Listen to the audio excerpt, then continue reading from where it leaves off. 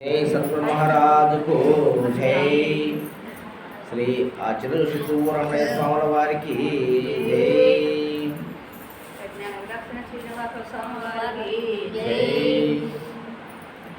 ఈరోజు మహాశివరాత్రి సందర్భంగా జీవితంలో మీరు ఏమి కోరుకుంటారు, ఏమి కావాలి అని ఒక క్లారిటీ మీకుంటే దాన్ని తప్పకుండా సాధించవచ్చు. అసలు మీకేం కావాలి అన్నది ముందు మీకు తెలియాలి. ఒక ఆధ్యాత్మిక జ్ఞానాన్ని పొందిన వ్యక్తులుగా, మరి కొన్ని సంవత్సరాలుగా గురు సాంగత్యములో మెలిగినటువంటి శిష్యులుగా ఎన్నో ఆధ్యాత్మిక విషయాలను మనం చెప్పుకున్నాము. లోకమందరికి తెలుసు. మన యూట్యూబ్ ఛానల్ ద్వారా మనం చెప్పే ఆధ్యాత్మిక జ్ఞానాన్ని వేలు కాదు లక్షల మంది చూస్తున్నారు. మరి ఇంతటి జ్ఞానాన్ని పొందిన మీరు మానవ జన్మకు వచ్చినందుకు ఏమి కావాలి అనే కోరిక మీకు ఉన్నదో మీరు చెప్తే ఆ కోరిక సరైనదా, సమంజసమైనదా, కోరతగినదా, ఫలము పొందడానికి అవకాశం ఉందా లేదా అన్న విషయాన్ని నేను చెప్తా ఈరోజు ఈ శివరాత్రి సందర్భంగా. ఒక ఇంటి ఇస్తా మీకు. ఏమి కోరాలనో ఏమి కోరకూడదో అన్నదానికి ఒక ఉదాహరణ చెప్తాను మీకు. మీరు సీపాడులో ఉన్నారు. ఈ కడప జిల్లాలోనే అన్ని ఊళ్ళు తెలియదు మీకు. మీ కుటుంబంలో ఎలా నడుచుకోవాలనో తెలియదు. మీ కుటుంబ సభ్యులతో ఎలా ఉండాలనో తెలియదు. గ్రామంలో ఎలా ఉండాలనో తెలియదు. గ్రామ పెద్దల దగ్గర ఏ విధంగా నడుచుకోవాలనో తెలియదు. ఇలా చాలా తెలియవు మనకు. నిజమా కాదా? ఇన్ని తెలియని మనము మన కోరిక ఏ విధంగా ఉండాలా? ఏదైతే మీరు సమంజసమైన కోరికను కోరుతున్నారు, అర్థమైందా? కడప జిల్లాకు కలెక్టర్ని కావాలా అని మీరు కోరితే మనకు అర్హత ఉందా లేదా అని మనం ఆలోచించుకోవాలి. అవునా కదా? ఒక కోరిక కోరేసరికి ఆ కోరికకు అర్హత మనకు ఉందా, ఇది నెరవేరుతుందా, దేవుని అనుగ్రహం కలుగుతుందా దీనికి అన్నటువంటి జ్ఞానముతోనే మనం కోరుకోవాలి. సర్వసమ్మతమైనది, సమస్త ప్రాణులు కోరుకునేది, ముఖ్యంగా మానవుడు కోరుకునేది 3 కోరికలు ఉన్నాయి. 3 కోరికలు ఉన్నాయి. అవి కోరుకుంటే 100% తీరుతాయి. 100% ఆ కోరికలు తీరుతాయి. అంతకు మించి తెలియక ఏమి కోరుకున్నా తీరవు. అర్థమైందా? అందుకే మానవుడు అనేక కోరికలను తలంపులో పెట్టుకొని క్షేత్రాలకు తిరుగుతున్నారు. ఎంతోమంది దేవుడి దగ్గరికి పోతున్నారు, కోరికలు చెప్పుకుంటున్నారు, కానీ తీరడం లేదు. ఏ కోరిక తీరుతుందో దాన్ని మనం కోరుకోవాలి. కాబట్టి ముఖ్యంగా మీకు ఏం కావాలా చెప్పండి. ఏం కావాలా మీకు?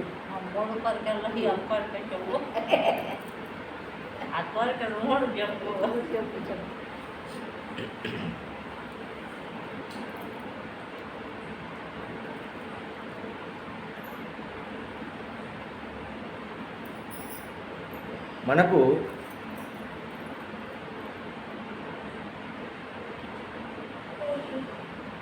వంద సంవత్సరాల ఆయుష్ కావాలి. 100 సంవత్సరాల ఆయుష్ అంటే శతమానం భవతి అని పెద్దలు దీవిస్తారు. భవతి అంటే ఆ. 100 సంవత్సరాలు. 100 సంవత్సరాలు. కానీ దాని సంస్కృతంలో 120 సంవత్సరాలు. శతమానం భవతి అంటే 120 సంవత్సరాలు అంటే 2 తెలుగు సంవత్సరాలు. తెలుగు సంవత్సరాలు 60. ప్రభవ విభవ చెప్తారు కదా, 60. 60 + 60 120. ఇది ద్వంద్వ ప్రపంచం కాబట్టి, అంటే 2తో కూడుకుంది కాబట్టి ప్రపంచము 2 తెలుగు సంవత్సరాలను పూర్తి చేసుకుంటే 120 సంవత్సరాలు. దాన్నే శతమానం భవతి అంటారు. కాబట్టి ఈ కోరిక కోరుకోవడానికి అందరికీ అర్హత ఉంది. మనిషిగా పుట్టినాము, దీర్ఘ ఆయుష్ను పొందాలని అందరూ కోరుకోవచ్చు. ఊరికి కోరుకుంటే ప్రయోజనం లేదు. కోరుకున్న తర్వాత దానికి తగిన శ్రమ చెయ్యాలి. అవునా కదా? కలెక్టర్ కావాలంటే కోరుకుంటే సరిపోతుందా? చదువుకోవాలి. అహర్నిశములు నువ్వు చదివితే కానీ ఆ కలెక్టర్ ఉద్యోగం రాదు. అలాగే దీర్ఘాయుష్ను నువ్వు కోరేసరికి నీ నడవడిక, నీ అలవాట్లు, నీ గుణము, నీ నడవడిక అన్నీ కరెక్ట్గా ఉండాలి. ఉంటే 100 సంవత్సరాలు అద్భుతంగా జీవించవచ్చు. కాబట్టి 100కి 100% దీర్ఘాయుషు కావాలి మనకు. తర్వాత బ్రతికినన్ని రోజులు ఏం కావాలి మీకు? ఏం కావాలా బ్రతికిన రోజులు? ఏం కావాలా? డబ్బులా? ఆహారమా? బంగారా? సంపద? ఆరోగ్యం? Very good. ఆరోగ్యం కావాలి. బతికిన రోజులు ఏం కావాలి మనకు? ఆరోగ్యం కావాలి. అవునా కదా? ఫస్ట్ దీర్ఘ ఆయుష్ కావాలి. ఖచ్చితంగా మనం సంపాదించుకోవచ్చు. మన ప్రయత్నం. దేవుడు ఇచ్చినాడు, మనం దీర్ఘ ఆయుష్ను ఇచ్చినాడు, దీర్ఘ ఆరోగ్యాన్ని ఇచ్చినాడు, దీర్ఘ ఐశ్వర్యాన్ని ఇచ్చినాడు. ఈ 3 కోరికలు: ఆరోగ్యము, ఆయుష్, ఐశ్వర్యం. ఈ 3 కావాలి. ఈ 3 భగవంతుడు మనకి ఇచ్చినాడు ఆల్రెడీ. కానీ మనము చెడగొట్టుకున్నాం. మనము ప్రతి ఒక్కరూ తన అంతరాత్మను ప్రశ్నించుకోండి. ప్రతి ఒక్కరూ చెడిపోయినోడు కావచ్చు, బాగుపడినోడు కావచ్చు, దరిద్రుడు కావచ్చు, ఏమ్మా గొప్పవాడు కావచ్చు. తన అంతరంగాన్ని పరిశీలన చేస్తే ఈ 3 భగవంతుడు నీకు ఇచ్చున్నాడు. నువ్వు పోగొట్టుకున్నావు, నువ్వు చెడగొట్టుకున్నావు, నీవు పోగొట్టుకున్నావు. నీ ప్రవర్తన వల్ల, నీ నడవడిక వల్ల. అర్థమైందే? స్వయంకృత అపరాధము చేత ప్రతి వ్యక్తి పోగొట్టుకున్నారు. అవునా కదా? ఇది వచ్చి ఉంటే, రాని వాళ్ళు ప్రయత్నంలో ఉన్నారు. సరిగా ప్రయత్నం చేస్తే వస్తుంది, తప్పకుండా వస్తుంది. ఈ 3 వస్తాయి మనకు. ఎలా చెప్పగలం ఈ 3 మనకు వస్తాయంటే, ఆయుష్ను మనకు ప్రదానం చేసేది బ్రహ్మదేవుడు. అవునా కాదు? ఆయుష్ ఎవరు ఇస్తారు మనకు? ఇందాక పాటలు పాడుకున్నాం. రాతి బొమ్మల్లోన కొలువైన శివుడా, రక్తబంధం విలువ నీకు తెలియదుడా, నుదుటిన రాతలు రాసే ఓ బ్రహ్మదేవుడా. కాబట్టి ఆ నుదుటిన రాత రాసే ఆ బ్రహ్మదేవుడు మనకు ఆయుష్నిస్తాడు. బ్రహ్మ అంటే ఎవరు? బ్రహ్మం అంటే ఎవరు? ఇందాక చెప్పిన ముందు మనం చెప్పుకున్నాం. ఎక్కడున్నాడు బ్రహ్మము? మన శరీరంలో బ్రహ్మస్థానం ఎక్కడుంది? ఏది? సృష్టికర్త బ్రహ్మ. సృష్టికర్త బ్రహ్మ కింద, అంటే గుడ్డు కింద పొత్తి కడుపులో బ్రహ్మం ఉన్నాడు. సృష్టి చేస్తున్నాడు, చేయడం లేదా? మరి సృష్టి చేసే ఆ బ్రహ్మ సరిగా రాత రాయాలంటే ఏమ్మా అక్కడ నీ శరీరంలో ఉన్న బ్రహ్మము నీవయే ఉన్నావు, నీవయే ఉన్నావు. నీ రాతను నువ్వే రాసుకున్నావు, నీ రాతను నువ్వే రాసుకున్నావు. కాబట్టి సృష్టికర్త అయిన బ్రహ్మ పొత్తి కడుపులో ఉండి సృష్టి చేసినాడు. ప్రతి జీవి పుట్టాలంటే గర్భవాసంలోనే పుట్టాలి. గర్భవతి కావాలంటే ఒక స్త్రీ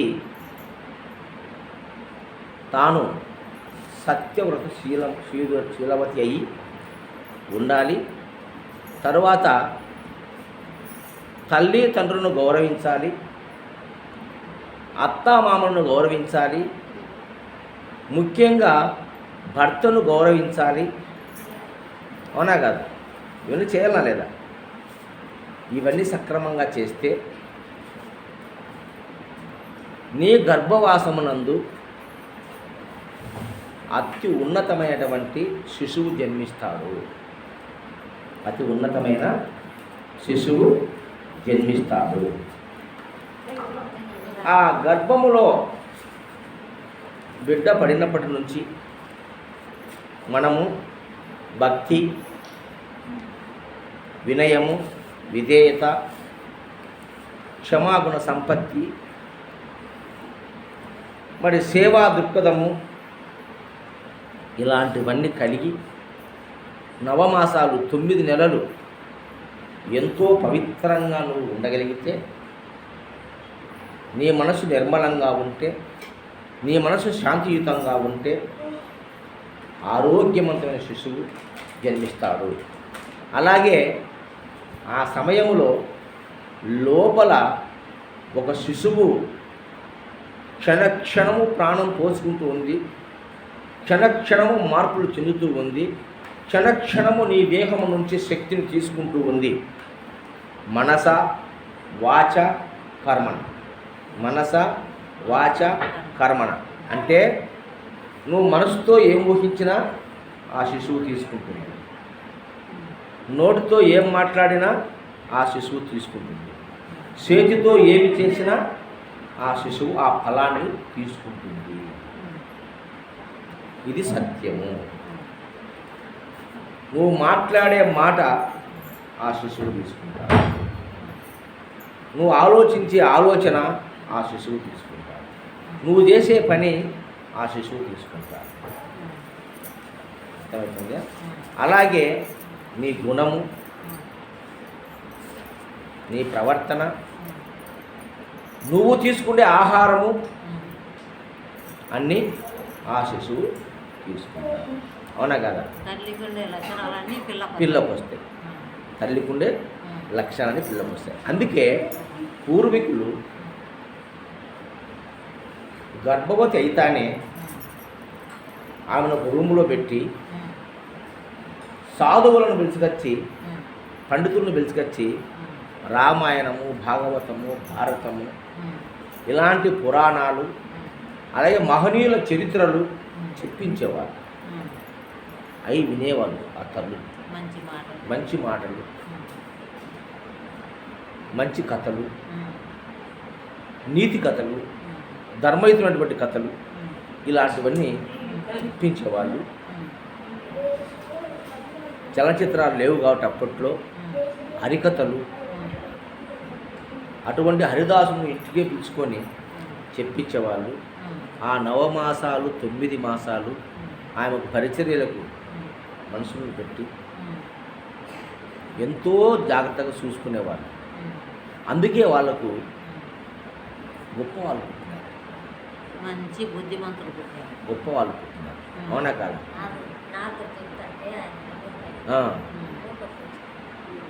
ప్రహ్లాద ఇట్లా అటువంటి లక్షణముతో మనం ఉంటే ఇదంతా మనం చేయాల్సిన, దేవుడు చేస్తాడా? వచ్చి మనమే చేయాలి కదా. మీరు కొలిచే దేవుడు అనుకుంటున్నాం మనం. దేవుడు నాకు చేయలే, నాకు అన్యాయం చేసినాడు, యాడుంటాడు దేవుడు అనుకుంటున్నాం కదా. మరి ఇవన్నీ మనము చేయాలి కదా. నీలో ఉన్నది భగవత్ తత్వమే కదా, నీలో ఉన్నది భగవత్ స్వరూపమే కదా, ఆ బ్రహ్మదేవుడు నీవే కదా. ఒక బొమ్మకు నీ గర్భంలో ప్రాణం పోసినావు, ఒక రూపాన్ని ఇచ్చినావు. రూపాన్ని ఇచ్చిన తల్లి గుణాలను గణాలను అన్నిటిని ఇచ్చే శక్తి తల్లికి ఉంది. ఆ విధంగా ఎప్పుడైతే గర్భము పవిత్రమైందో వారికి దీర్ఘాయుష్షు కలిగిన పుత్రుడు, ఆరోగ్యవంతమైన పుత్రుడు, దీర్ఘాయుష్షు, ఆరోగ్యము, మంచి మనస్సు, మంచి గుణం ఉంటే వాడు కోటీశ్వరుడే. దగ్గర కాదు, కోటి డబ్బులో కాదు, మంచితనంలో కోటీశ్వరుడు. వానికి ఏ కొదవ ఉండదు. ప్రపంచంలో వాళ్ళకు 4 కార్లు ఉన్నాయి, వాళ్ళకి 4 విద్యలు ఉన్నాయి, మనకు 4 విద్యలు కావాలా, ఇది కాదు మనం కోరుకోవచ్చు, ఇది అవసరమేలే. ఏం కావాలి నీకు? ఆరోగ్యం కావాలా, ఆయుష్ కావాలి, ఐశ్వర్యం కావాలి. అవునా కదా? ఐశ్వర్యం ఏంటింది? అన్నము, నీరు, గాలి, అయ్యే కదా మనకి ఐశ్వర్యాలు. లక్షాధికారి అయినా లవణం అన్నమే కానీ బంగారు గులికలు మింగబోడు.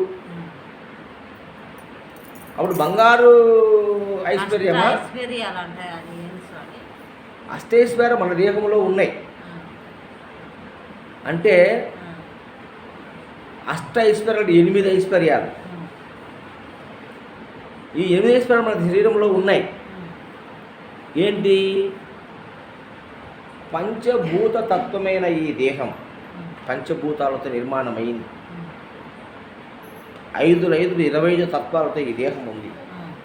ఇది 5 సత్వగుణము, రజోగుణము, తమోగుణము, 3 గుణాలు. ఇవి అష్టైశ్వర్యాలు. 8 మనకు అష్టైశ్వర్యాలు. ఈ అష్టైశ్వర్యాలు మనకు ఆల్రెడీ, అందుకే దేవుడు ఇచ్చేసాడు ముందే మనకు అష్టైశ్వర్యాలు. అష్టైశ్వర్యాలు 3 గుణములను, 3 గుణాలు మనకు కావాలా. సత్వగుణము కావాలా, రజోగుణం కావాలి, తమోగుణం, 3 గుణాలు కావాలి. 3 గుణములో ఏది లేకపోయినా భ్రష్టు పట్టిపోతాము. 3 గుణాలు ఖచ్చితంగా ఉండాలి. జాగ్రత్త, స్వప్న, సుశుద్ధి 3 అవస్థలు ఉండాలి. స్థూల సూక్ష్మ కారణం 3 దేహాలు ఉండాలి. అర్థమవుతుంది? ఈ 3 మనకు ఉండాల. అంటే 3 గుణములు, 5 దేహములు, అంటే 5 పంచభూతాలు కలిస్తే అష్టైశ్వర్య భోగ భాగ్యాలు, అంటే 8 భోగాలు మనకు ఉన్నాయి కదా ఆల్రెడీ. భోగము భాగ్యం అంటే భోగం అనగా మనం అనుభవించేదంతా భోగమే.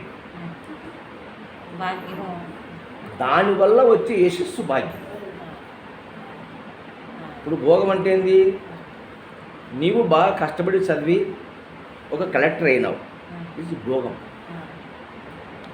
ఆ కలెక్టర్ ఒత్తు నువ్వు సక్రమంగా చేస్తే ప్రజల ద్వారా వచ్చే మన్ననలే భాగ్యం. అదే కదా. రామారావు నెలకు రూపాయి జీతం తీసుకున్నాడు. నెలకెంత? రూపాయి భాగ్యం. కానీ ఆయనకి ఎంత భాగ్యం వచ్చింది? ఆచంద్ర తారార్కము రామారావుని మర్చిపోతారు ఎవరన్నా? మద్య నిషేధము, వృద్ధాప్య పింఛన్లు, కిలో 2 రూపాయల బియ్యము పేదలకు, పక్కా ఇల్లు, ఇలాంటివన్నీ ఎన్నో చేసినాడు ఆయన. కాబట్టి రామారావును ఈ దేశం ఉన్నంత వరకు ఎవరు మర్చిపోరు. అది భాగ్యం అంటే. డబ్బులు కాదు. ఇప్పుడు పెద్ద సావుకారి బికార్ అవుతాడు కాడా? ఎంతమంది కాలే మన కళ్ళ ముందర? అది నిలబడుతుందా? ఇది ఎప్పటికి ఉంటుంది. మనం అనుకుంటున్నాం రాసిరెడ్డి అనుకుంటున్నాం, రామారావు అనుకుంటున్నాం, రాసిరెడ్డి బాగా చేసిన పాలన అనుకుంటున్నాం. అవునా కదా?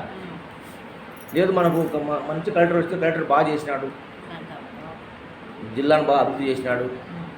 అది భాగ్యం. అంటే అది భాగ్యం. భాగ్యం అర్థమైందే. ఈ భోగ భాగ్యములు, అష్టైశ్వర్యములు నీకున్నాయి. ఇందులో భోగం ఉంది. భోగము ఎటువంటి భోగం ఉంది? ఎంత జ్ఞానం ఉంది. ఈ కళ్ళు భోగం కాదా? కంటి లేకపోతే ఏమవుతుంది? గుడ్జోడు అంటాం. కళ్ళు ఉంటే అంటే కళ్ళు ఉండుని తెలియలేములే ఆ కంటి విలువ, లేని తెలుస్తుంది ఆ విలువ. వాళ్ళ జ్ఞానంతో తెలుసుకుంటారు. నిన్న ఒక ఆమె వచ్చింది నా కాడికి, బొజ్రపల్లి ఆమె పేషెంట్. కళ్ళు ఉండే ముందు ఆ అమ్మకు, ఇప్పుడు పోయినాయి. గణపతి అంత ఒక సంవత్సరం నుంచి 2 కళ్ళు పోయినాయి. 2 కళ్ళు కండాలే. డాక్టర్ కాడ పిలుచుకోండి, డాక్టర్ కాడ పిలుచుకోండి అంటుందంట రోజు. వాళ్ళు పట్టుకొచ్చారు నా కాడికి. ఏమంటే ఏం లేదు, ఆయన బాగున్నట్టండి. మడేం నీ బాధ అంటే కండ్లే, ఈ కండు నాకు కండు రావాలి, ఒళ్ళు నొప్పులా జ్వరం అంటే ఏం లేవు, అన్నీ బాగున్నాయి, నాకు కళ్ళు కండవాళ్ళ, నాకు కండు లేవంట. చూసినావా? అదే కదా భోగం. అటువంటి భోగం ఇంకా వచ్చాయి రావు. వయసు అయిపోయింది, ఆమె లొట్ట పడిపోయి కళ్ళు జన గారిపోయింది, ఇంకా రావయి.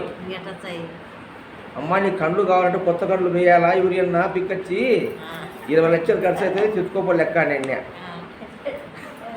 ఏడుంది నాకు అంటే మరి ఏం చేస్తామ్మా, దేవుడు ఇచ్చినాడు, ఇప్పుడు పోయింది, ఇంకా అంత తృప్తిపడు. చూడు ఆమెకు భోగం పోయింది, కళ్ళుంటే ఎంత భోగం చూడు.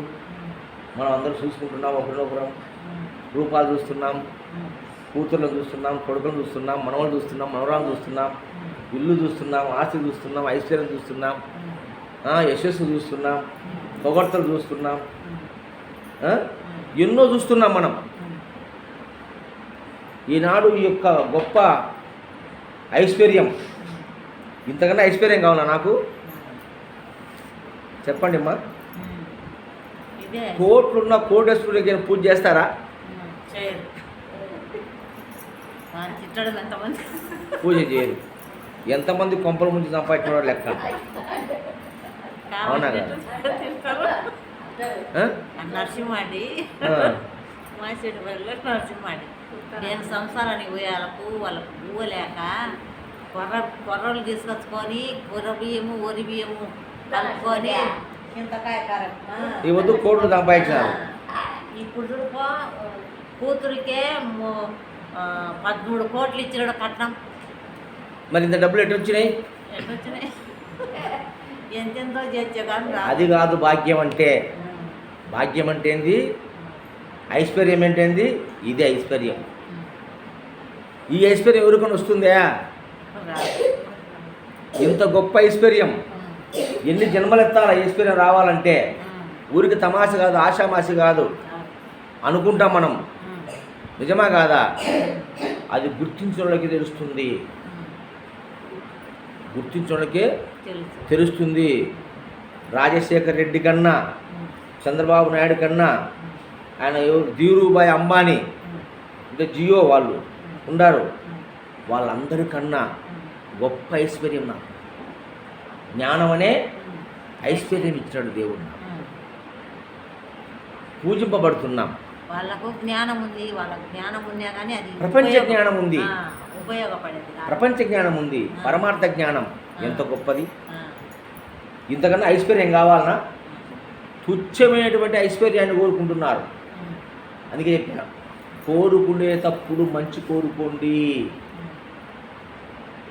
యద్భావం తద్భవతి. కాబట్టి మంచి కోరుకోండి, చెడు కోరద్దు. డబ్బులు చెడు మంచి కాదు. డబ్బులు ఎంతవరకు కావాలి నీకు? అన్నం కోసం. ప్రతి ఒక్క మనిషి సంపాదించారు అన్నం కోసం. వృద్ధాప్యం వచ్చే అన్నం సంపాదించుకోలేకపోతే మస్తుగా ఆశ్రమాలు పెట్టారు, మస్తుగా దేవాలయాలు ఉంటాయి, అన్నం పెడతాం. పెట్టడం లేదా? లేదు, మన ఊర్లోనే పెడతారు. ఇంటికాడికి పోతే పెట్టరు.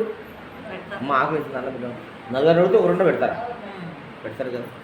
మరి అన్నం కోసం, అన్నము కోసం పనిచేసే ఏకైక జీవి ఈ ప్రపంచంలో మానవుడు.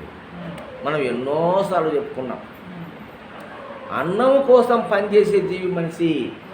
ఎంత దౌర్భాగ్యం! అన్నం కోసమే పడిసేస్తున్నారు. ఐశ్వర్యం దేనికోసం? అన్నం కోసమే. డబ్బులు దేనికోసం? అన్నం కోసమే. రేపటికి మన్నాడికి సత్యంత వరకు నా బిడ్డలకు, నా మనవళ్ళకు, నా మనవరాళ్ళకు, ముది మనవళ్ళకు అందరికీ కావాలి అన్నం.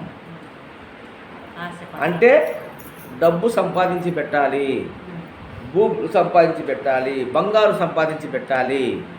అవునా కదా? దీనికోసమే కదా. మరి ఇటువంటి దాన్ని మనం కోరుకుంటున్నామంటే ఎంత అజ్ఞానం, ఎంత పామరత్వం. అది పామరత్వం అంటారు. కాబట్టి మనిషి మాధవుడు, నరుడే నారాయణుడు, దైవాంశం. మనం దేవుడి అంశంతో పుట్టిన మన వాక్కు అద్భుతమైన మాటలు, మంచిగా మాట్లాడవచ్చు. మంచి మనస్సు, మంచి బుద్ధి, మంచి చిత్తము, మంచి జ్ఞానం, మంచి మంచి మంచి మంచి మంచి అది నీకు ఐశ్వర్యం. అది నీకు తరగని ఐశ్వర్యం. అది ఒక్కసారి వచ్చిందే అది నిన్ను వదిలి పోదు. ఒకసారి వచ్చిందే వదిలి పోదు. అటువంటిది. మరి ఇటువంటి ఐశ్వర్యం మనకు కావాలంటే మనం పుట్టినాము, మన ప్రయత్నపూర్వకంగా మనం సంపాదించుకోవాలి. కాబట్టి మంచి చేయాలి, అంతే కదా. ప్రయత్న లోపం లేకుండా ప్రయత్నం చేయి, ఫలితం ఏదైనా దైవప్రసాదంగా స్వీకరించు. మరి ఈ విధంగా గర్భవాసంలో పుట్టిన మనం, మన తల్లిదండ్రులు ఆనాడు ఏమి కోరుకున్నారో, ఎలా ఉన్నారో, ఏమి తిన్నారో మనకు తెలియదు. మనం పుట్టినాం. ఎలా పుట్టినాం? వాళ్ళ ఆలోచన, వాళ్ళ జ్ఞానము, వాళ్ళ తెలివి, వాళ్ళ గుణము, వారి ప్రవర్తన, వారి నడవడిక అవన్నీ కలగలుపుకొని పుట్టినాం మనం. ఊరికి పుట్టలే. తల్లిదండ్రులే. తండ్రి అర్ధబీజము, తల్లి అర్ధబీజము. ఆ రెండిట్లో ఉండేటే మనకు వచ్చినాయి. దాన్ని మనము పెంచుకోవాలి. మంచి కొంచెం ఉంటే పెంచుకోవాలి మన చేతిలో. అర్థమైంది? ఆ విధంగా బ్రహ్మస్వరూపమైనటువంటి ఈ కుండలినిలో, ఈ కుండలిని శక్తి, అది ఈశ్వర శక్తి, అది ఈశ్వర సత్తా, అది బ్రహ్మస్వరూపము. దాన్ని నిరంతరం మనము గుర్తులో పెట్టుకో.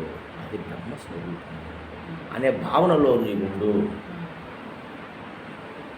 ఏమ్మా? తర్వాత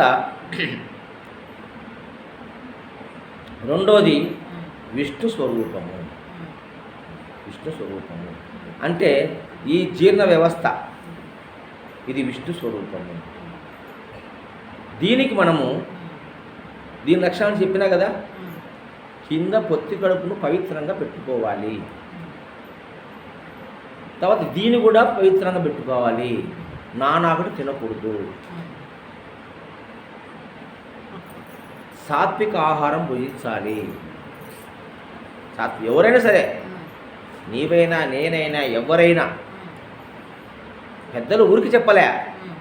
కొంతమంది అతివాదులు ఏం తింటే ఏం పో, ఏం కాదు, ఏం మనం తినడానికే కదా ఉండేది అని చెప్పచ్చు.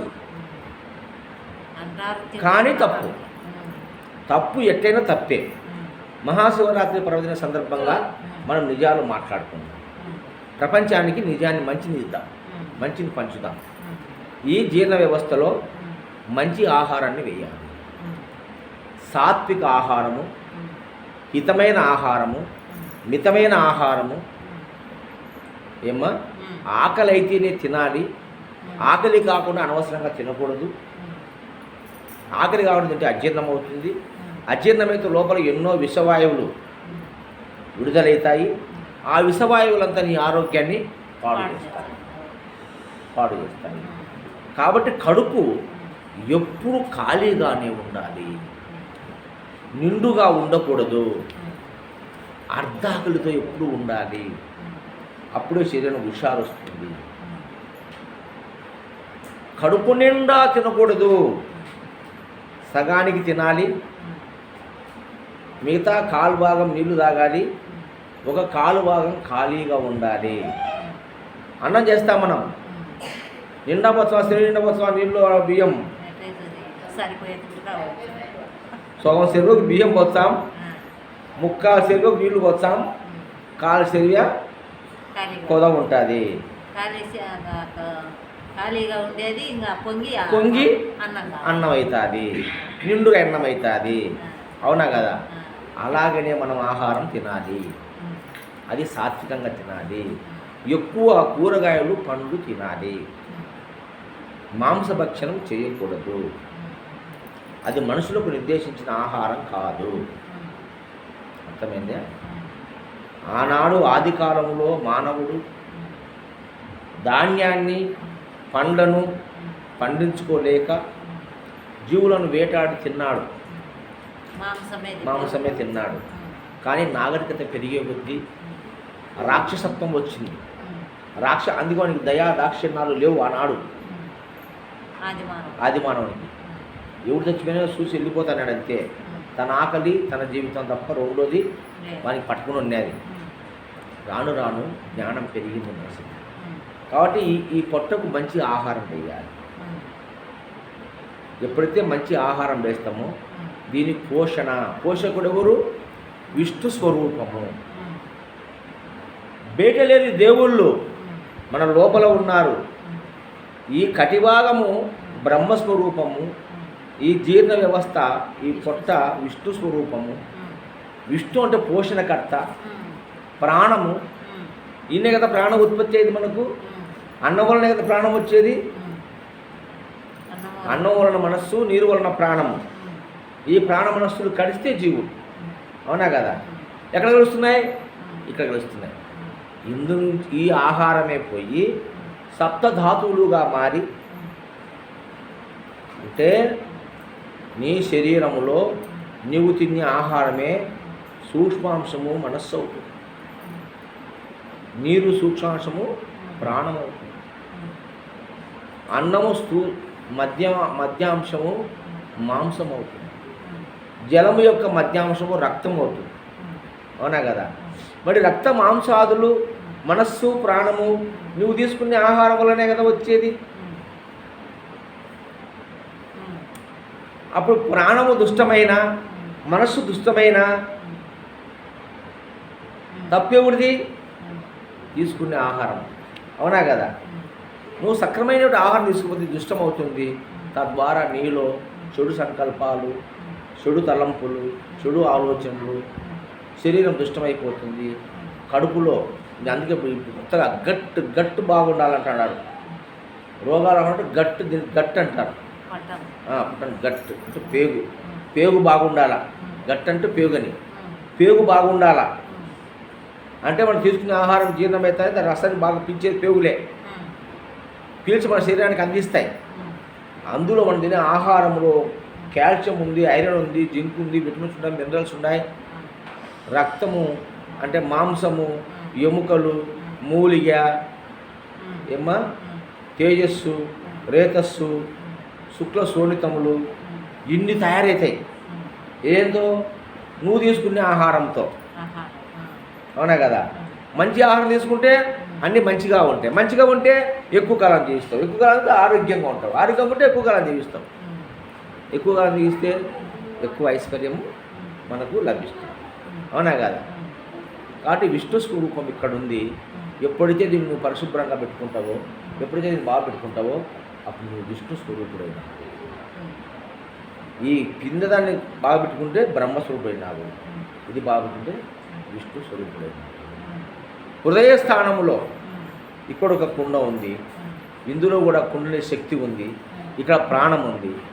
ఈ ప్రాణము మన శరీరంలోనికి ఈ ఉచ్ఛ్వాస ఊపిరితిత్తులు, గుండె రక్తాన్ని కణకణానికి నిమిషానికి 72 సార్లు పంపిస్తుంది. దేహాన్ని శుద్ధి చేస్తుంది, రక్తాన్ని శుద్ధి చేస్తుంది ఊపిరితిత్తులు. అవునా? మరి ఆ విధంగా ఈ యొక్క హృదయ స్థానంలో రుద్రుడు ఉండి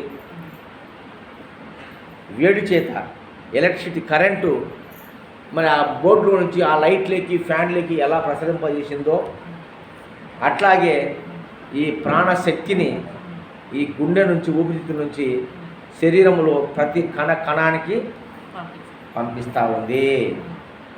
ఇదే అగ్ని, ఇది జ్ఞానాగ్ని, ఇది తేజస్సు, ఇది తేజస్సు, ఇది జ్యోతిర్బిందు స్వరూపము, ఇది జ్యోతిర్బిందు స్వరూపము, ఇది ఎలక్ట్రిసిటీ, ఇది ఎలక్ట్రాను. ఈ ఎలక్ట్రాను విశ్వమంతా ఉన్నది. విశ్వమంతా ఉన్న ఆ ఎలక్ట్రానును ఈ శ్వాస ద్వారా మన శరీరంలోకి చేరుతూ ఉంది. పోయి ఈ శ్వాస ద్వారా మన శరీరంలో కరెంట్ పాస్ అవుతుంది, పోతుంది. శ్వాస ఆగిపోతే శరీరం ఏమవుతుంది? చల్లబడిపోతుంది. ఒరే శరీరం కూడా చల్లబడిపోయింది, చచ్చిపోయినాడు అంటావా అనవా? ఈ వేడి ఎక్కడి నుంచి వచ్చింది శరీరానికి? ఈ శ్వాస ద్వారా వచ్చింది. విశ్వములో ఉండే ఎలక్ట్రాన్స్, అది విశ్వశక్తి, అదే ప్రాణశక్తి. అట్టి ప్రాణశక్తి ఈ శ్వాస ద్వారా మన ఊపిరితిత్తులు పోయి గుండెకు పోయి గుండె నుంచి రక్తంలో చేరి ఆ రక్తం ద్వారా ప్రతి కణానికి అందుతుంది. ఆ ఎనర్జీ, ఆ స్పర్శ కరెంటు పట్టుకుంటే ఏమవుతుంది? జిమ్ అంటుంది, షాక్ కొట్టదు. అట్టే మన శరీరం యా టచ్ చేసినా మనకు తెలుస్తుంది. తెలియదా? నువ్వు యా టచ్ చేయి, ఇంటికి మీద పెట్టి చేయి, తెలుస్తుంది. అరికాల్లో పెట్టు, నువ్వు యాడ పెట్టినా చేయి తెలుస్తుంది. అంటే దేహం అంతా కరెంట్ ఉంది మనకు. ఏమ్మా? ఇది రుద్ర స్వరూపము, రుద్రుడు. ఇదొక కుండ. ఈ కుండలో శక్తి ఉంది, శివశక్తి, ఈశ్వర శక్తి.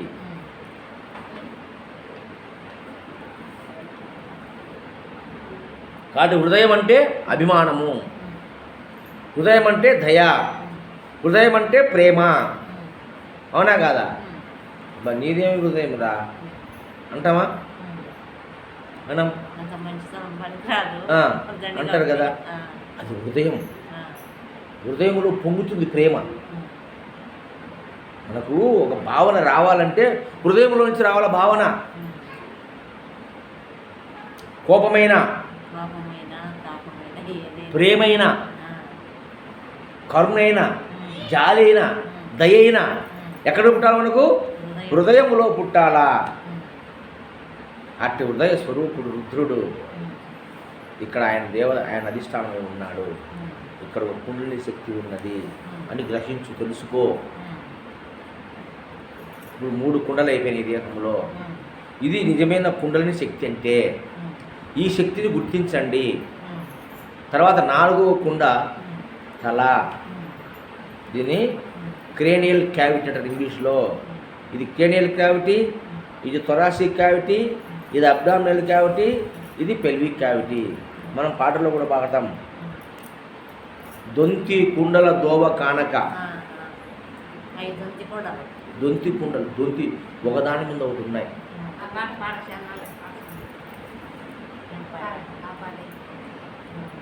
కాబట్టి ఈ విధంగా ఈ శరీరంలో ఈ విధంగా ఉన్నాయి.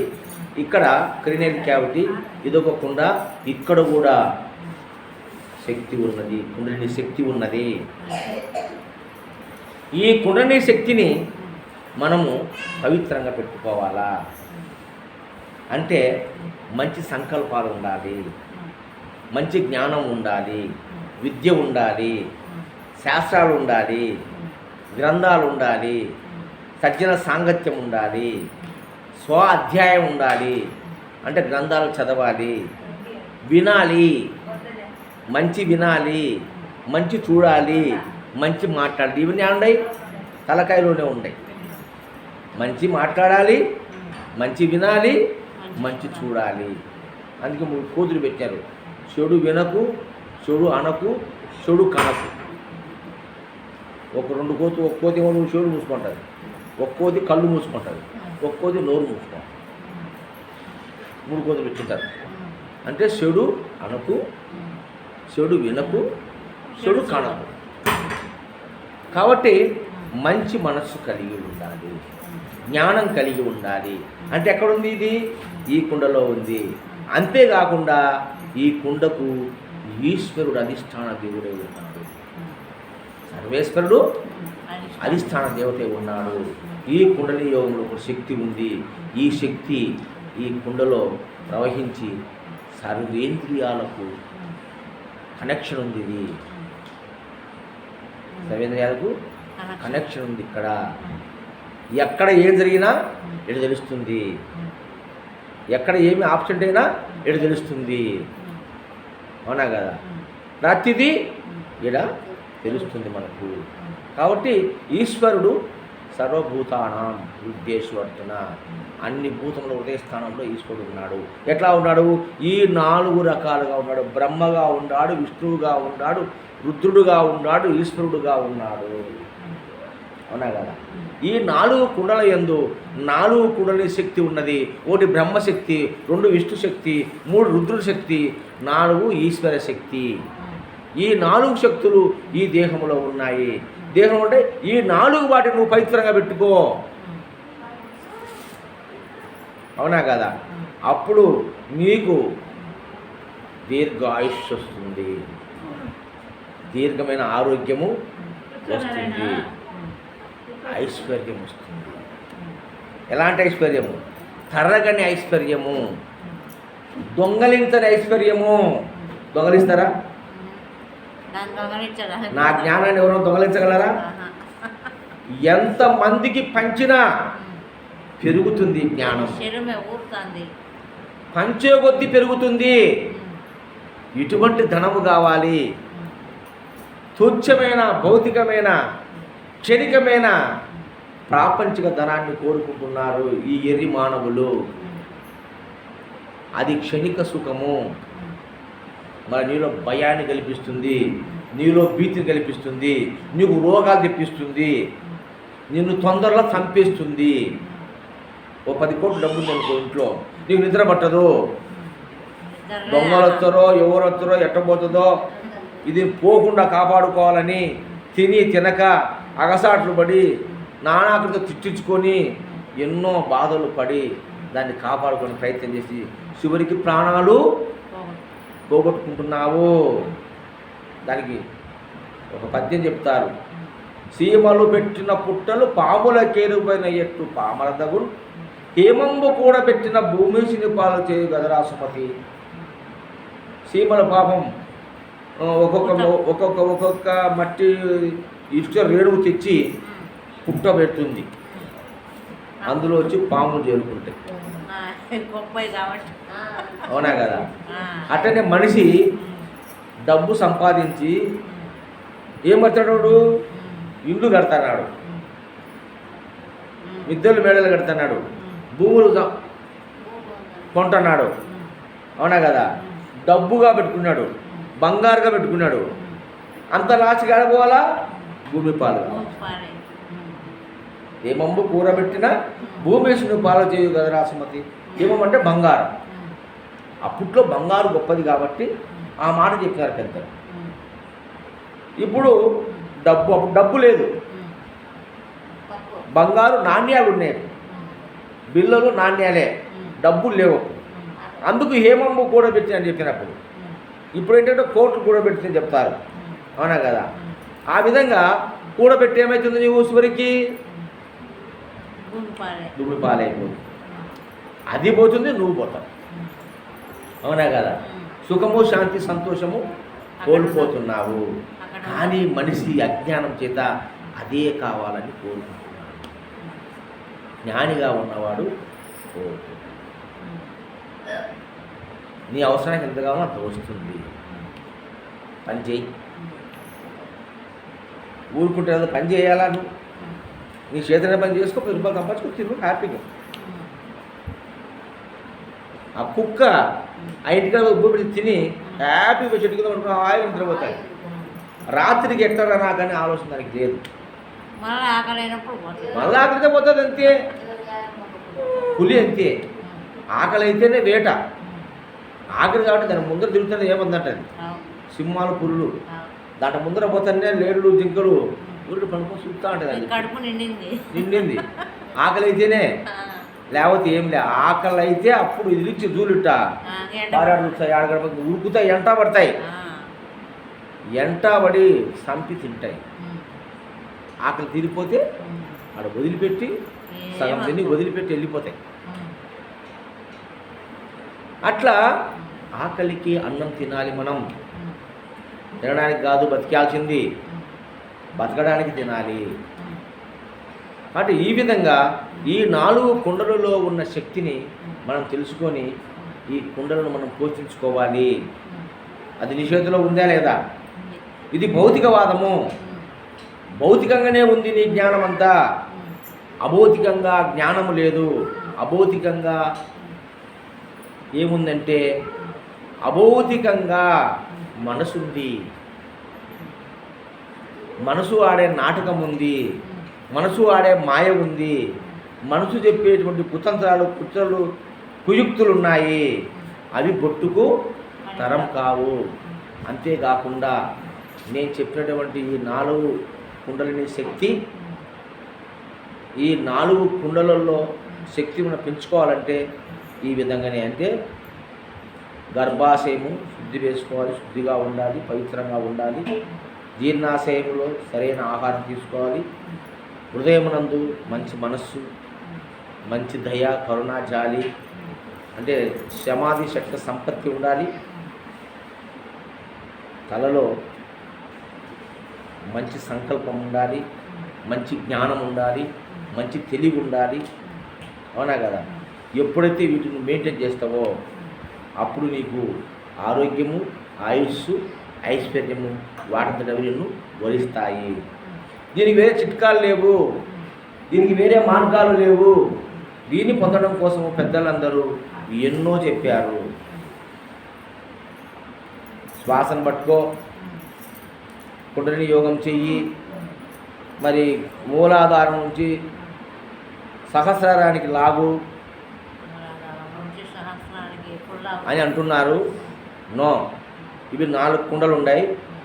4 కుండలకు ఒక కుండకు సంబంధం లేదు. మధ్యలో పొర ఉంది. కాబట్టి ఈ ముక్కుతో పీల్చే గాలి ఈ కుండలోకి వస్తుంది. ఆ కుండలోకి, ఈ హృదయం అనే కుండలోకి మాత్రమే పైపు ఉంది ఈ నుంచి ఊపిరితిత్తులోకి. కాబట్టి ఈ కుండలోకి వస్తుంది తప్ప కింది కుండలోకి గాలి పోదు. అబ్డామిన్ క్యావిటీలోకి కానీ, పెల్విక్ క్యావిటీలోకి కానీ, పైకి థొరాసిక్ క్యావిటీలోకి గాలి పోతే చచ్చిపోతావు నువ్వు. గాలి ఊపిరితిత్తులకు మాత్రమే పోతుంది. అక్కడ పోయిన గాలి, నువ్వు తీసుకునే ఆహారము 2 కలిసి రక్తముగా మారి, ఆక్సిజన్ రక్తంగా మారి, అది ద్రవ రూపంలో శరీరం అంతా ప్రయాణిస్తుంది నరాల ద్వారా. గాలి అనేది ద్రవ రూపంగా మారుతుంది, అంటే రక్తముగా మారుతుంది. ఆ రక్తంలో శక్తి ప్లస్ వాయువు 2 కలిసి ఉంటాయి దాంట్లో. దాన్ని ఆక్సిజన్ బ్లడ్ అంటారు. ఈ ఆక్సిజన్ బ్లడ్డే శరీరం మొత్తము మనకు సప్లై అవుతుంది. అది చేసే ప్రక్రియ ఈ గుండె చేస్తుంది. అర్థమైందా? అంతేగాని నువ్వు పీల్చే గాలి ఊపిరితిత్తులేక తప్ప శరీరంలో ఎక్కడికి పోవు దారి లేదు. యోగులు చెప్తున్నారు, చెప్పుకొని వాళ్ళ ఇష్టం, వాళ్ళ అనుభవం అంటున్నారు, మేము చేస్తామంటున్నారు, మేము అవేకన్ అయింది అంటున్నారు. ఏది కుండలిని అవేకనింగ్ అయింది, మాకు ఐగన పెన్న ఈగన పెన్న అంటున్నారు. కానీ స్పిరిచువల్ సైన్స్ ప్రకారము అవి సరైన మార్గాలు కాదు అని నా మనసుకు తోచింది నేను చెప్తున్నాను. తలకాయలో ఉండే అవయవాలు గుండెలపైకి రావు, గుండెలపైన ఉండే అవయవాలు కడుపులోకి పోవు, కడుపులో ఉండే అవయవాలు పొత్తి కడుపులోకి పోవు, కిందికి పైకి రావు, పైకి కిందికి పోవు. ఏ కుండలో ఉండాల్సిన ఆ కుండలో ఉన్నాయి. ఆ కుండలో శక్తి ఉంది, ఆ శక్తినే కుండల శక్తి అంటారు. అలాంటి కుండలు 4 ఉన్నాయి. అందుకే చతుర్భూత చైతన్య కుండలిని యోగం అని దీనికి నేను నామకరణ చేసినాను. కొత్తగా చతుర్భూత చైతన్య కుండలిని యోగము, చతుర్భూత చైతన్య కుండలిని యోగము. బ్రహ్మం చెప్పింది, చక్రాలు చెప్పినాడు. మనం చెప్పి చక్రాలు కాదు, చక్రాలు దేహంలో లేనే లేవు. ఏమంటే చక్రాలు చూపించు, ఏమంటే చక్రాలు లేవు. 4 ఉన్నాయి కుండలు ఈ శరీరంలో. ఈ 4 కుండల్లో 4 శక్తులు ఉన్నాయి. ఆ 4 శక్తులను మీరు సక్రమంగా వినియోగించుకోండి. వినియోగించుకోవాలంటే బయట నుంచి తీసుకునే ఆహారము, ఈ పవిత్రత నీ దేహాన్ని. అందుకే దేహో దేవాలయో ప్రోక్తో జీవో దేవో సనాతన. దేహమే దేవాలయము, అందులో ఉండే జీవుడే దేవుడు అని ఎందుకు చెప్తున్నారు మనకు? ఈ దేహం దేవాలయం కాబట్టి ఎక్కడ ఉండే అవయవాలు అక్కడే ఉండి పనిచేస్తాయి. అంటే ఈ శరీరం నడవాలంటే ఈ 4 కుండలిలో ఉండే కుండలిని శక్తి అద్భుతంగా పనిచేస్తుంది. పెల్విక్ క్యావిటీలో ఉండే కుండలిని శక్తి ప్రత్యుత్పత్తి వ్యవస్థ నడుపుతుంది. అంటే బిడ్డలు పుట్టడానికి పనికొస్తుంది.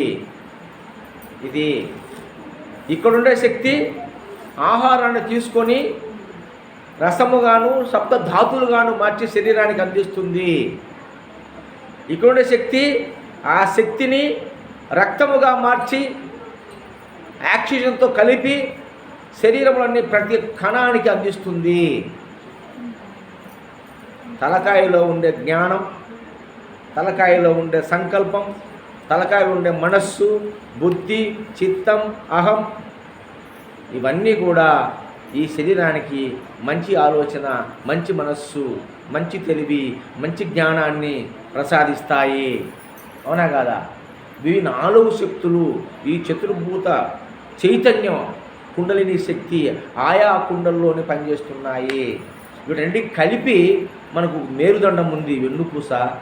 వాటన్నిటికీ అవి ఒక ఆధారమైంది వెన్నుపూస. అంతేగాని వెన్నుపూస ద్వారా గాలి పోదు. గాలి ఊపిరితిత్తులేకి తప్ప ఎక్కడికి పోయినా ప్రమాదమే, మనం చచ్చిపోతాము. నువ్వు ముక్కుతో పీల్చే గాలి ఒక ఊపిరితిత్తులేకి తప్ప యాడికి పోయినా ప్రమాదం, చచ్చిపోతాడు మనిషి. మరి దాన్ని యాడుకో మూలాధారానికి సహస్రారానికి పంపిస్తాడు. మనం ఏం చేయలేం. లోపల ఉండేటువంటి వాటిని నువ్వేమీ చేయలేవు. అవన్నీ అన్వాలంటరీ ఆర్గాన్స్. అవి అన్వాలంటరీ, వాలంటరీ కాదు, అవి అన్వాలంటరీ. అంటే ఒక విషయం చెప్తాను, నువ్వు ఆహారము తింటావు, నీళ్ళు తాగుతావు. ఆ ఆహారాన్ని జీర్ణం చేసేది నీ చేత కాదు. నువ్వు చేయగలవా? చేయలేవు. దాన్ని రక్తముగా మార్చలేవు, రసముగా మార్చలేవు, కండరాలుగా మార్చలేవు, ఎముకలుగా మార్చలేవు, మూలికగా మార్చలేవు, మేధస్సుగా మార్చలేవు, శుక్లసున్నితములుగా మార్చలేవు. ఎవరు మార్చారు? లోపల సిస్టమ్ మార్చింది. కాబట్టి ఆ సిస్టాన్ని నువ్వేమీ చేయలేవు. నువ్వు ఆహారాన్ని మాత్రమే ఇవ్వగలవు. మంచి ఆహారం ఇవి. ఆలోచన చేయగలవు, మంచి ఆలోచన చెయ్యి. సంకల్పం చేయగలవు, సత్సంకల్పం చెయ్యి. అవునా కదా? ఈ బయట ఉండేటువంటి కాళ్ళు, చేతులు, కళ్ళు, ముక్కు, చెవులు, నాలుక, చర్మము, ఏమ్మా, ఈ మనస్సు, బుద్ధి, చిత్తం, అహం, ఈ 14 ఇంద్రియాలే నీ ఆధీనంలో ఉన్నాయి. ఇవన్నీ వాలంటరీ ఆర్గాన్స్. వీటిని నువ్వు ఆపరేట్ చేయగలవు. మనసును ఆపరేట్ చేయగలవు, బుద్ధిని ఆపరేట్ చేయగలవు, చిత్తాన్ని ఆపరేట్ చేయగలవు, అహమును ఆపరేట్ చేయగలవు నువ్వు. అలాగే నేత్రాన్ని ఆపరేట్ చేయగలవు, చెవుని ఆపరేట్ చేయగలవు, ముక్కును ఆపరేట్ చేయగలవు, నాలికను ఆపరేట్ చేయగలవు, చర్మాన్ని ఆపరేట్ చేయగలవు, మాటను ఆపరేట్ చేయగలవు, కాళ్ళను చేతులను ఆపరేట్ చేయగలవు, గుదగుహ్యములను ఆపరేట్ చేయగలవు. ఇవన్నీ నీ ఆధీనంలో ఉన్నాయి. ఈ 14 ఇంద్రియాలు నీ ఆధీనంలో ఉన్నాయి. అందుకే చతుర్దశి ఈ చతుర్దశి శివరాత్రి అంటే 14 ఇంద్రియాలు ఎప్పుడైతే నువ్వు సక్రమంగా పెట్టుకుంటావో అప్పుడు చతుర్దశి, అప్పుడు శివరాత్రి. దాన్నే శివరాత్రి అన్నారు. అర్థమవుతుందా? కాబట్టి ఆ విధంగా ఈ 14 ఇంద్రియాలు తప్ప మిగతా ఇన్నర్ ఆర్గాన్స్, క్రేనియల్ క్యావిటీలో ఉన్నటువంటి బ్రెయిన్ కానీ, థొరాసిక్ క్యావిటీ ఉన్నటువంటి గుండె ఊపిరితిత్తులను కానీ, అబ్డామినల్ క్యావిటీలో ఉన్నటువంటి జీర్ణాశయము, లివరు, కిడ్నీలు, చిన్న పేగులు, పెద్ద పేగులను కానీ, పెల్విక్ క్యావిటీలో ఉన్నటువంటి యూరినరీ బ్లాడరు, జననేంద్రియాలు, గర్భసంచిని కానీ, అక్కడ ఉన్నటువంటి హార్మోన్స్ని కానీ, ఇలా మనకు హార్మోన్స్ ఉన్నాయి, ఇంటర్నల్గా హార్మోన్స్ని కానీ నువ్వేమీ చేయలేవు, వాటిని టచ్ చేయలేవు. నీకు ఆ శక్తి లేదు. నీ ఇన్నర్ ఆర్గాన్స్ నువ్వు టచ్ చేయగలవా? నువ్వేం చేయలేవు. మరి ఎందుకు? నేను చేస్తాను, నేను సాధిస్తాను, నేను యోగం చేస్తాను, నేను సిద్ధయోగం చేస్తాను, నేను క్రియాయోగం చేస్తాను, నేను ప్రాణాయామం చేస్తాను అనేటువంటి ఈ ఆధ్యాత్మిక విద్యంతా ఈ శ్వాస మీద పడి ఏడుస్తున్నారు. శ్వాస అవసరమే, అది ఆటోమేటిక్గా జరుగుతుంది. నువ్వు దాన్ని జరిపించలేవు. నువ్వు జరిపించలేవు. సరే, నువ్వు జరిపిస్తుంటే నిద్రలో జరిపిస్తున్నారు, అదే జరుగుతుంది. నిద్రలో నువ్వు జరిపించడం లేదు, అది జరుగుతుంది. తల్లి గర్భంలో నుంచి బయటపడిన నాటి నుంచి మళ్ళీ శ్మశానానికి పోయేంత వరకు అది జరుగుతుంది. నువ్వు జరిపించడం లేదు.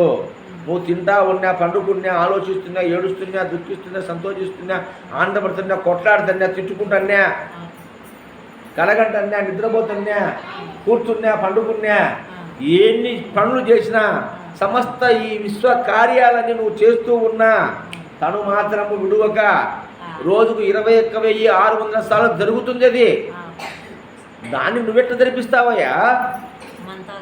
దాన్ని జరిపిస్తాము, ఆపుతాము. 12 శ్వాసలు వస్తాయి, నిమిషానికి ధరలు చచ్చిపోతున్నాము. అవి 6 శ్వాస తగ్గించుకుంటే ఆయుష్ పెరుగుతుంది. ఇవన్నీ ఫిలాసఫీ, ఇవన్నీ సరైన మాటలు కాదు. సైన్స్ ఇప్పుడు చెప్తుందని అంటున్నారు. శ్వాస జీవునికి ఆధారం. అందుకే చెప్పాను నేను, దేహమేర దేవాలయము, జీవుడేర దేవుడు, సోగం భవన పూజయేరా పరమాత్మ సేవనం.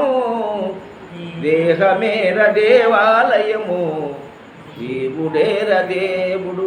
ఈ సోహం భావన పూజ తనంతర నిత్యం పూజ జరుగుతుంది. అది నిత్యం పూజ, మానస పూజ. ఇది ఈ శరీరానికి నిత్య పూజ. ఇది అవునా కదా? నువ్వేం పూజలు చేస్తే నీకు ఉపయోగం ఉంటుంది? భౌతిక పూజలు ఎన్ని చేసినా ప్రయోజనం లేదు. నిరంతరము పూజ జరుగుతుంది. పూజ జరుగుతుంది కాబట్టి నువ్వు బ్రతికున్నావు. పూజ ఆగిపోతే నువ్వు చచ్చిపోతావు. నిజమా కదా? అట్టి ఈ పూజ నిరంతరం జరుగుతూ ఉన్నది. దాన్ని నువ్వు ధరిపించలేవు. ధ్యానం చేయాల కళ్ళు మూసుకొని. అవునా కదా? నువ్వు మంచి ఆహారం తీసుకుంటే నీకు మంచి మనస్సు వస్తుంది. అవునా కదా? అన్నం పరబ్రహ్మ స్వరూపం. తర్వాత అన్నమయం మనః. అన్నమయం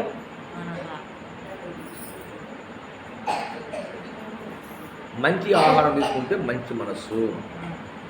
అందుకే ఈనాడు మనకు ఉన్నటువంటి మహనీయులంతా కూడా, పెద్దలంతా కూడా మంచి ఆహారం తీసుకున్నారు. వాళ్ళు పండ్లు, కూరగాయలు, తర్వాత పళ్ళ రసాలు, మంచినీళ్ళు, ధాన్యాలు, ఇటువంటి మంచి ఆహారం తీసుకున్నారు. కాబట్టి ఇప్పుడు వశిష్ఠుడు కావచ్చు, సాందీపుడు కావచ్చు, మరి పెద్దలంతా కూడా వివేకానందుడు కావచ్చు, రామకృష్ణ పరమహంస కావచ్చు, బుద్ధుడు కావచ్చు, ఇలాంటి మహనీయులంతా మంచి ఆహారం తీసుకున్నారు. వినండి, చదవండి, వాళ్ళ చరిత్రలు చదవండి.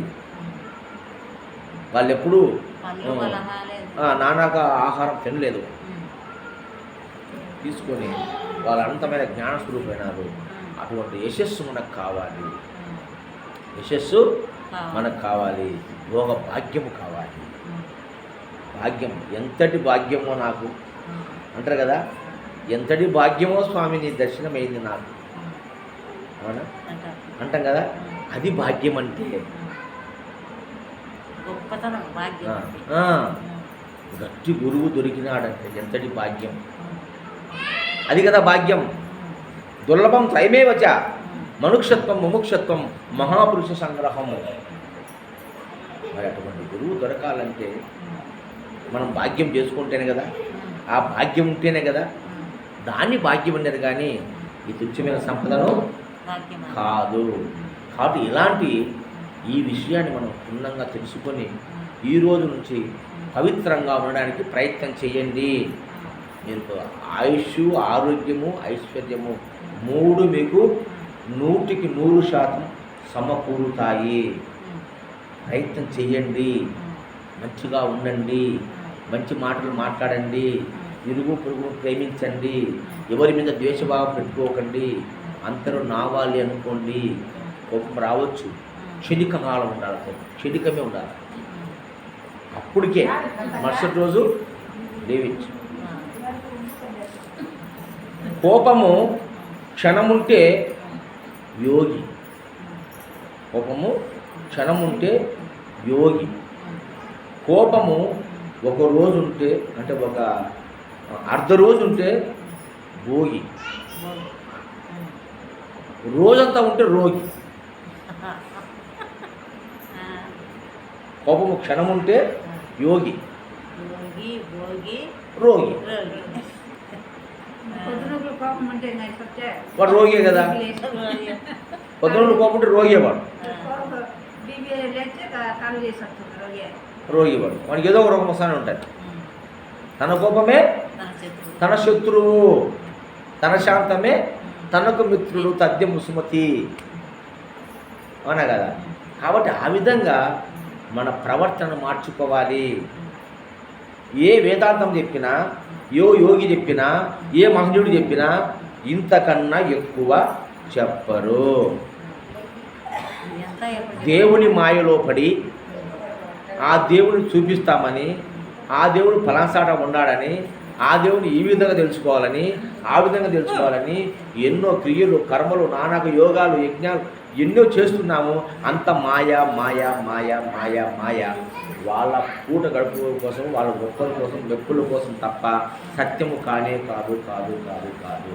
నీవే దేవుడు. ఎందుకంటే కోసం గొప్పల కోసం ఏదైతే సత్యమై ఉన్నదో, ఏదైతే నిత్యమై ఉన్నదో, ఏదైతే శాశ్వతమై ఉన్నదో అది నీవే. అటువంటి వాటితో నువ్వు కనెక్షన్ పెట్టుకోవాలా, సత్యమైన దాంతో కనెక్షన్ పెట్టుకోవాలా. ఏది లేకపోతే నీ ఉనికికి ప్రమాదము, ఏది లేకపోతే నీ ఉనికి ప్రమాదము. సత్యంగా సత్యమే కాకుండా పంచభూతాలలో వాయువు లేకపోతే నీ ఉనికి ప్రమాదము. అది లేకపోతే నువ్వు లేవు. ముక్కులో గాలి విడిపోతే ఒక్కటి ఉండదు, ఖాళీ. ఆ దాంతో కనెక్షన్ పెట్టుకో. అది నీవు, అది నీ స్వరూపము, అది నీ నిజ రూపము.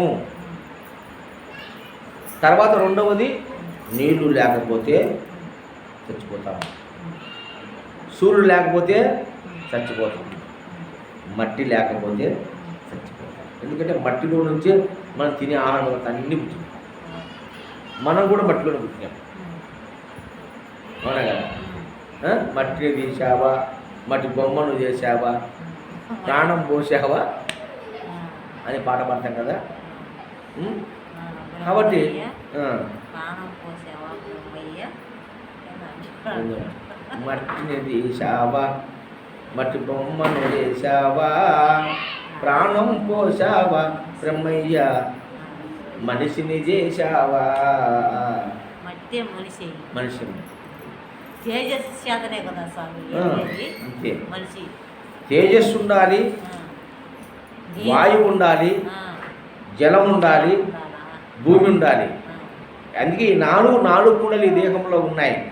అందుకని చతుర్భూత చైతన్య కుండలిని యోగం కొత్తది ఇది.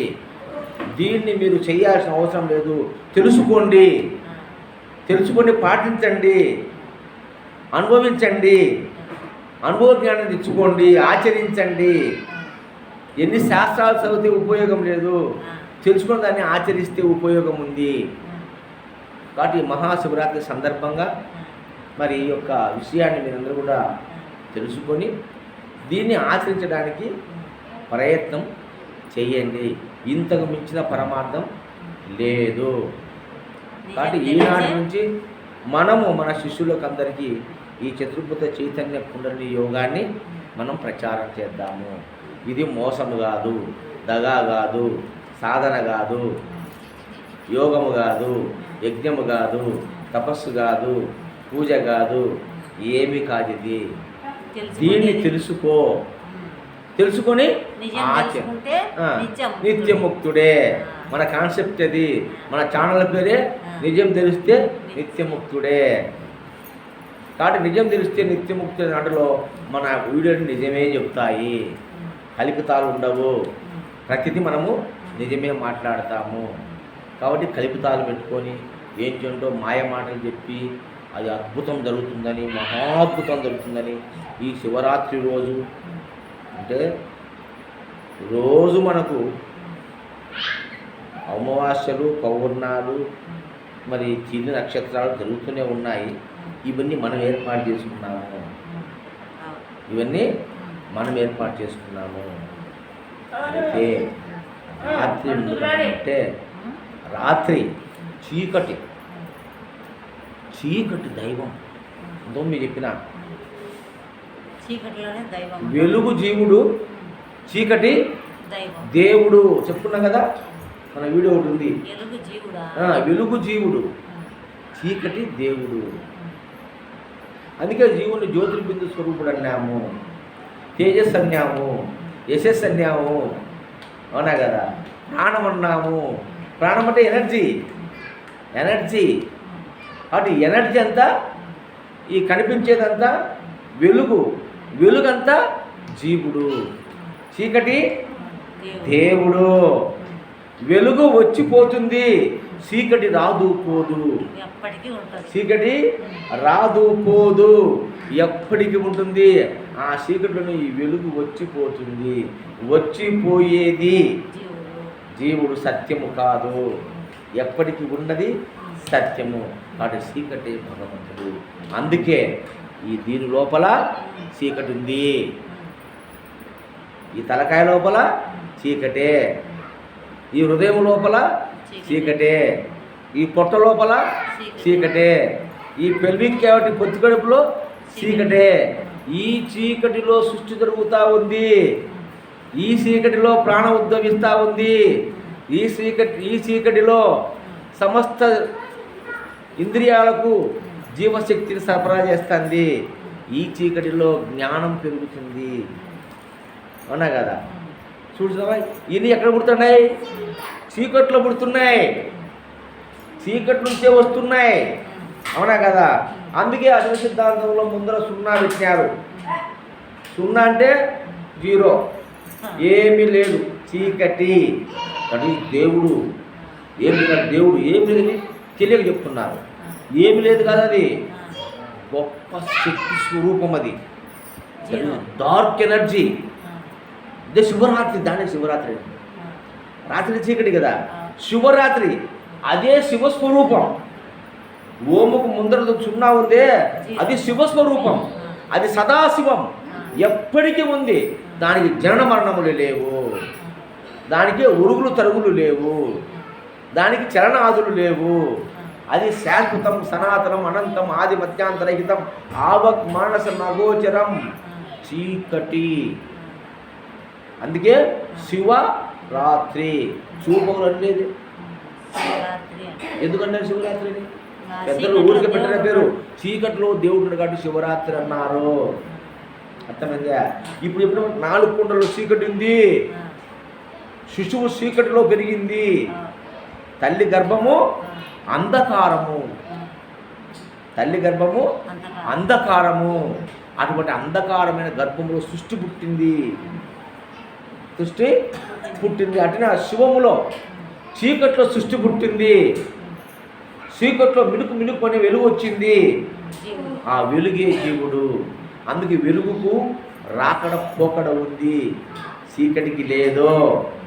ఇక్కడ చీకటి ఉంది, ఒక దీపం వెలిగించినాం, నూనె ఉన్నంత వరకు వెలుగు నుంచి ఆరిపోయింది, కానీ చీకటి చీకటి అట్నే ఉంది. అది ఆరిపోతుంది. చీకటి ఎప్పుడు ఉంది? ఎప్పుడు మన కంటికి కనిపిస్తూ ఉంది చీకటి. చాలామంది చీకటి కనపడదు అంటారు. చీకటి కనపడకపోతే చీకటి అని చెప్తున్నావు. చీకటిని కనపడకపోతే చీకటి అని ఎలా చెప్తున్నావు? జీవుడు అనే వెలుగు చూసి చెప్తున్నావు కదా నువ్వు. చూసే చీకటి అని చెప్తున్నావు. ఇప్పుడు ఈ జీవుడు అంతలకల ఎలుగు కనపడుతుంది కాబట్టి అది ఎలుగు లేనప్పుడు ఉన్నది చీకటి, వాడే శివుడు. ఇది కనపరానప్పుడు ఇది చీకటి. అవు వెళ్తున్నప్పుడు వెలుగుతూ పోతే చీకటి నువ్వు చూస్తున్నావు కదా. వెలుగులో చీకటి చూస్తావా నువ్వు? చీకటిలో కూడా వెలుగు వచ్చిపోతుంది. అది కూడా ఏడొచ్చిపోతుంది. చీకటి ఎప్పటికి ఉంది, వచ్చిపోయేది వెలుగు.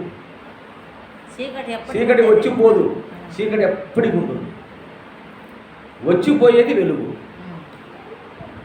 సూర్యుడు వస్తున్నాడు పోతున్నాడు, సూర్యుడు వస్తున్నాడు పోతున్నాడు. సూర్యుడు వచ్చినప్పుడు చీకటి కనపడడంలే, ఎందుకంటే వెలుగు ఉంది కాబట్టి. వెలుగు అంతరించిపోతే చీకటి. లేదు, సూర్యగ్రహణం వచ్చింది, చీకటే కదంతా. చీకటి గ్రహణం పట్టినప్పుడేమో చీకటే, గ్రహణం పట్టినప్పుడు చీకటే. సమభాగంగా లేవు. ఇప్పుడు బయట పోయి చూడుకో, చీకటి ఎక్కువ ఉందా వెలుగు ఎక్కువ ఉందా? ఈ ఆడన వెలిగించిన కానీ వెలుగుంది. ఆకాశంలో చూడు అంతెందుకు, మిద్దెకి వెళ్ళకుండా ఆకాశంలో చూడు, పైన చీకటి ఎక్కువ కనపడుతుందా చుక్కలు ఎక్కువ కనపడతాయి నీకు? చీకటే ఎక్కువ కనపడుతుంది. చుక్కలు అక్కడక్కడ ఉన్నాయి, మొత్తము చీకటే ఉంది. ఆ చుక్కే ఈ సూర్యుడు. అన్ని బంధించితే సూర్యకిరణాలు రాకుండా బంధించితే చీకటి కదా. ఇంట్లో సూర్యకిరణాలు తెల్లవారితే నీ వెలుగు ఎంతవరకు ఉంది? ఆ సూర్యుడు నుంచి ఈ భూమి వరకే వెలుగు ఉండేది. ఈ సౌర కుటుంబంలో 9 గ్రహాలు ఉన్నాయి, కేవలము 4 గ్రహాల వరకు మాత్రమే సూర్యుని వెలుగుపోతుంది. ఆ పక్క గ్రహాలకు వెలుగే లేదు, చీకట్లో ఉన్నాయి. అన్ని గ్రహాలన్నీ చీకట్లో ఉన్నాయి. ఈ సూర్యుని వెలుగు అంత దూరం పోవడం లేదు. మనం సూర్యుని దగ్గర ఉన్నాం కాబట్టి మన కాడికి వచ్చింది. ఈ బయట లైట్ వేసినాం, ఆడి వరకు నువ్వు కనపడతావు. అవ్వకపోతే ఎందుకు అంటాలే అంటే ఆ వెలుగు నీ మీద పడలే, అక్కడ పల్లె. అట్టే నీ సూర్యుని వెలుగు కూడా ఎక్కువ దూరం లేదు, అంత దూరమే అండి. అంత దూరంలోనే భూమి. ఇంత దూరం పోతే సూర్యుడే కనరాడు, సూర్యుడే కనపడడం లేదు. కొన్ని గ్రహాలకు సూర్యుడే కనపడడం లేదు. అప్పుడు ఎట్లా? కాబట్టి విశ్వమంతా చీకటి ఉంది, విశ్వమంతా చీకటి ఉంది. అక్కడక్కడ మిలుకు మిలుకు మిలుకు మిలుకు అంటే వెలుగుంది. ఆ పైన ఒక చుక్క కనపడుతుంది. ఆ చుక్క ఎందుకున్నది? ఒక సూర్యుడు. ఆ చుక్కడు సూర్యుడే, కానీ దాని వెలుగు ఎంత ఉంది? ఊరికి సన్నగా మిలుకు మిలుకు అంటుంది. ఒక చుక్కకు మధ్యలో దూరము కొన్ని కోట్ల మైళ్ళ దూరం ఉంది, కొన్ని కోట్ల మైళ్ళ దూరం ఉంది. ఎంపలయా అనంత విశ్వం ఇది. అంతెందుకు, నీ శరీరములోనే ఇవన్నీ కణాల సముదాయం ఉంటున్నాం కదా, ఒక కణానికి మధ్యన ఎంతో దూరం ఉంది. నువ్వు చూస్తే ఈ శరీరాన్ని మనము కెమెరాలో పెట్టి చూస్తే ఈ కంటికి కొన్ని లక్షల మైళ్ళ దూరం ఉంది, కొన్ని లక్షల మైళ్ళ దూరం ఉంది. ఈ కంటికే దాని ఎక్స్టెన్షన్ చూస్తే. ఇప్పుడు 2 కళ్ళు కూడా పక్కన కనబడుతున్నాయి. ఆకాశంలో చుక్కలు 2 పక్క కనబడుతున్నాయి. ఈ కళ్ళు ఎంతో ఆ చుక్కలు అంతే. ఆ చుక్కకు మధ్య కొన్ని కోట్ల మైళ్ళ దూరం ఉంది. అట్లాగే ఈ కంటికి మధ్యలో కొన్ని కోట్ల మైళ్ళ దూరము ఉంది. ఇది సత్యము. కాబట్టి ఆ విధంగా జీవులు ఉత్పత్తి అయినాయి. కాబట్టి చీకటి భగవంతుడు, చీకటి దేవుడు, వెలుగు జీవుడు. చీకటి రాదు పోదు, వెలిగిస్తే వెలుగు కనపడుతుంది, వెలుగు పోతే ఉన్నది చీకటే. వెలుగు పోతే ఉన్నది చీకటి. ఇప్పుడు కరెంటు పోయింది, మొత్తం చీకటి అయింది. మళ్ళా చీకటి ఏమన్నా నువ్వు వెలిగించినావా? చీకటి నువ్వు తయారు చేసినావా? చీకటి నువ్వు కనిపెట్టినావా? కరెంటును కనిపెట్టుకున్నాం, బల్బును కనిపెట్టినాం, వెలుగును మనము సృష్టించినాం. కానీ చీకటిని నువ్వు సృష్టించలేదు. సృష్టించిందంతా పోయేదే, సృష్టించింది ఎప్పటికీ ఉంటుంది. అందుకే దాన్ని శివరాత్రి అన్నారు. రాత్రి అంటే చీకటి, శివునికి రాత్రి అని పేరు పెట్టారు. అందుకే ఆయన ఎప్పుడు శివుడు కళ్ళు మూసుకొనే ఉంటాడు, యోగంలోనే ఉంటాడు ఆయన. యోగంలోనే ఉంటాడు. అంటే చీకటి స్వామి పోయి వచ్చాము, వెలుగును చూడడు. అట్లా ఆ విధంగా ఈ యొక్క ఆధ్యాత్మిక జ్ఞానాన్ని ఎప్పుడైతే మనం పరిపూర్ణంగా గురువుకి తెలుసుకుంటామో అప్పుడే మనకు మోక్షం కలుగుతుంది. జై సద్గురు మహారాజుకు జై.